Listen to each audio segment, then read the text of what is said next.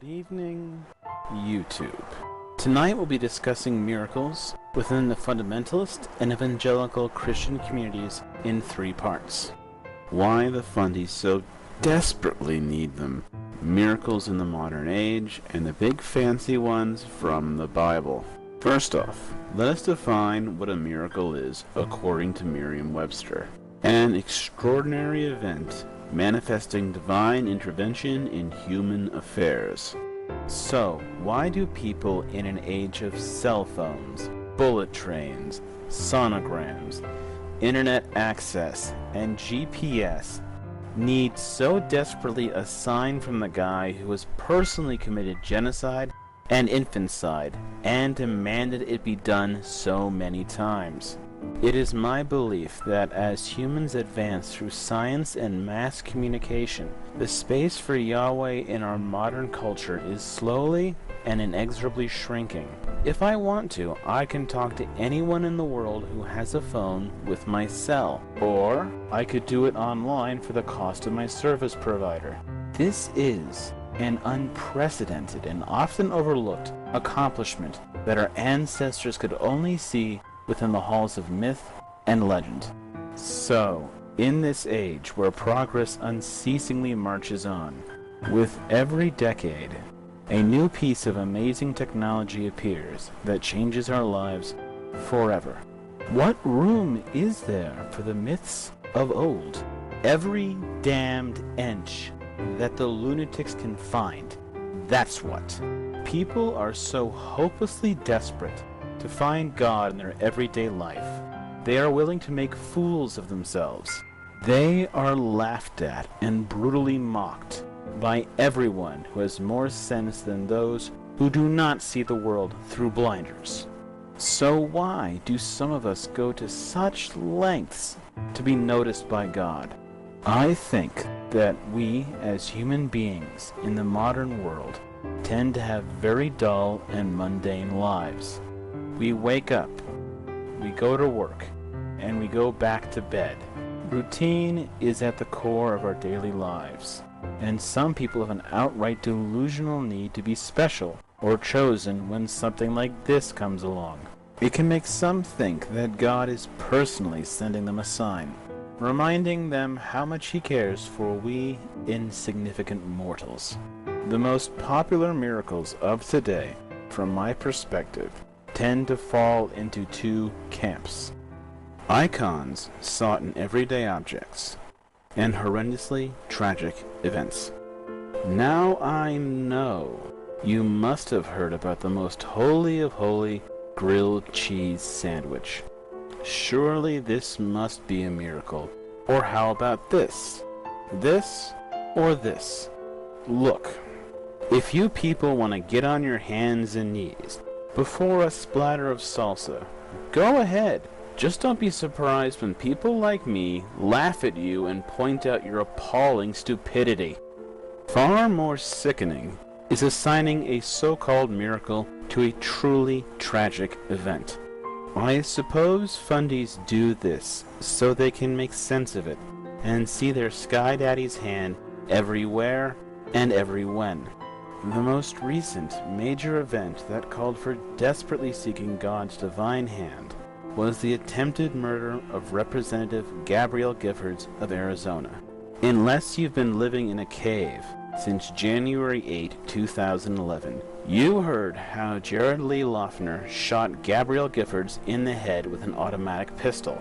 She survived, whereas Christina Taylor Greene, a 9-year-old child, along with 5 adults, did not. Truly, this is a miracle worthy of God. If all of them were shot, and none of them were seriously harmed, now that would be a miracle. But no, an innocent child died. The fundies don't want to speak of Greene. They praise the unlikely survivors with a fanatical zeal, and care not a whit nor shed a tear for the dead. This sickens me to my core. Let's look at 2 hypothetical cases on so-called miracles and why calling them miracles is insensitive at best and outright unconscionable at worst. Let's pretend there's a major train wreck. There are dozens of fatalities, men, women, and children. One survivor is named John. John is a quadriplegic due to the massive injuries he sustained in the accident. John is also a would-be Olympic athlete, competing in the next games. He has mastered 3 events: the balance beam, the rings, and the horse. John was considered a god among men at these talents. He was thought by all to be a shoo-in all these events until he lost his arms and legs. John, who spent all of his life reaching for the gold, is devastated beyond words. But don't worry, he lived, so it must be a miracle. Let's pretend there's an 11-year-old girl named Lena. She is a bright young lady with big dreams. She wants to be a neurosurgeon. So much so that she asked for medical textbooks for Christmas. She is loved by her family and friends. One day at school, a truck driver falls asleep at the wheel and drives into her classroom. He is hauling a very toxic and flammable substance that ignites instantly at the time of the collision. There is a very large explosion. Her teacher and all of her classmates are killed due to sheer chance. Lena's desk is furthest away from the point of impact, and the detonation literally blows her out of the classroom. However, she does not escape unscathed. She has 4th-degree burns over 80% of her body, some right down to the bone. She will never walk, see, have children, nor look normal ever again, and is very unlikely to survive.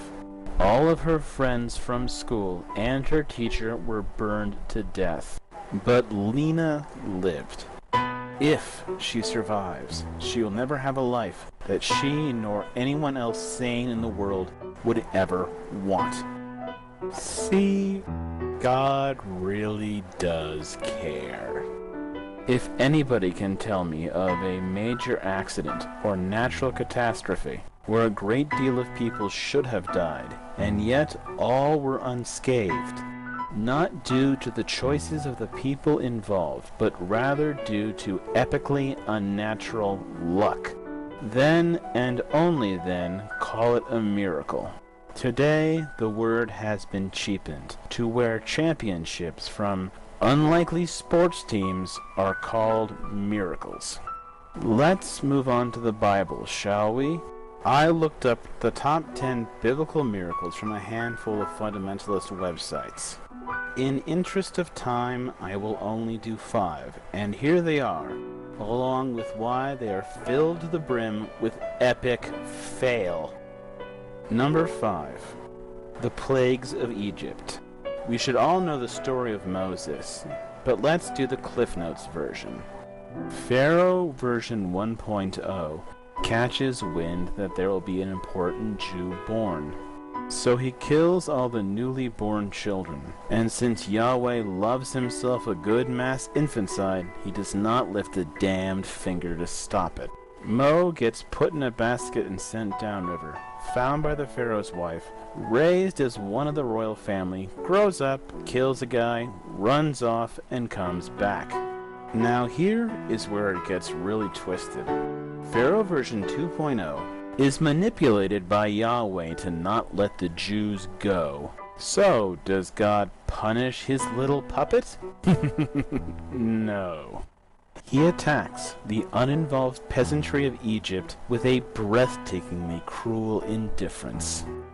They get blood, frogs, lice, flies, pestilence, boils, hail, locusts. No, wait, sorry, these locusts. Darkness and the death of the firstborn. Seeing a so-called miracle through the wholesale suffering of innocent people is indescribably vile. What is wrong with you people? If the plagues happened today to a people, would you stand up and cheer? Call it God's will and laugh at the suffering, starving, and dying children? You people are sick. Number 4, the splitting of the Red Sea. Mo is getting chased by Pharaoh 2.0's army. They run across the seabed, escape, all the Egyptians are drowned save for Yahweh's puppet, Pharaoh. The angels cheer, and God chastises them for celebrating the death of his creation. What the fuck?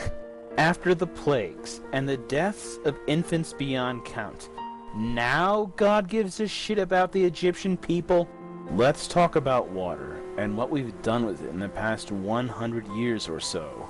Have you ever heard of center pivot irrigation? This huge thing you see from the road or the air has helped change irrigation from a great deal of guesswork to scientific accuracy, allowing us to farm in places that would be impossible to do so only decades before. Think that the Red Sea is impressive? The Panama Canal has been in operation for almost 100 years and split 2 continents in half. 2 continents! Much cooler than a meager hike across a seabed. Rather ironically, if you want to see how much we've improved our uses and understanding of water, you need look no further than Sin City. I am deeply humbled by my complete lack of knowledge of what must go into keeping Las Vegas alive and kicking. It is, as far as I know, a truly unique city within human history. To have a cultural and entertainment capital so far away from a large source of fresh water. Vegas, the Pivot, and countless other developments that have stayed with us for far longer than just crossing one meager body of water. 3. The resurrection of Lazarus. Okay, there is a rich schmuck named Lazarus who is a 4-day stiff, and Jesus poofs him back from the dead. Am I supposed to be impressed? One life saved or brought back from the dead, and only Jesus can do this trick. How about hundreds of thousands or millions of lives saved with skills and technology that anybody can do or use? Take a moment to think about all the lives saved with CPR, defibrillators, and the Heimlich maneuver. It must be in the millions, if not more. Millions of lives saved versus one schmuck. You would think that a so-called savior would want to, well, save lives, so he would show that trick to the rest of us. 2. Joshua stops the sun. Okay, we got Josh here who wants to rape, pillage, and kill all the people of Canaan. Why is it that so many of your miracles champion crimes against humanity? So, we got a 24 to 48 hour period with some extra daylight. How about something far more impressive? Something that changed the course of human history. The everyday light bulb. Before this thing came around in 1879, night was a time to be feared always. Any forms of light before this one were, well, on fire, and could burn down homes, villages, and cities, and did so, often. Night was no longer to be feared, and it was safe for the first time to have artificial light. Just take a second and think about how many lights you have used today before you watch this vid, and how many you will use before you go to bed. What would your life be like without them? Finally, creation and us being here. This miracle is the biggest fail of them all.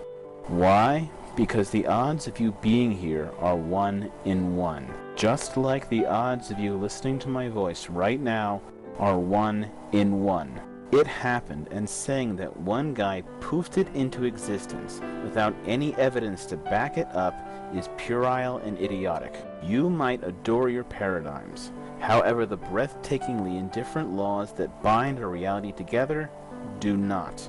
So stop conjuring miracles from nothing to justify your frail and indefensible ideals, and adapt, change, and grow up. This is the Wandering Taoist, reminding you to enjoy the little things.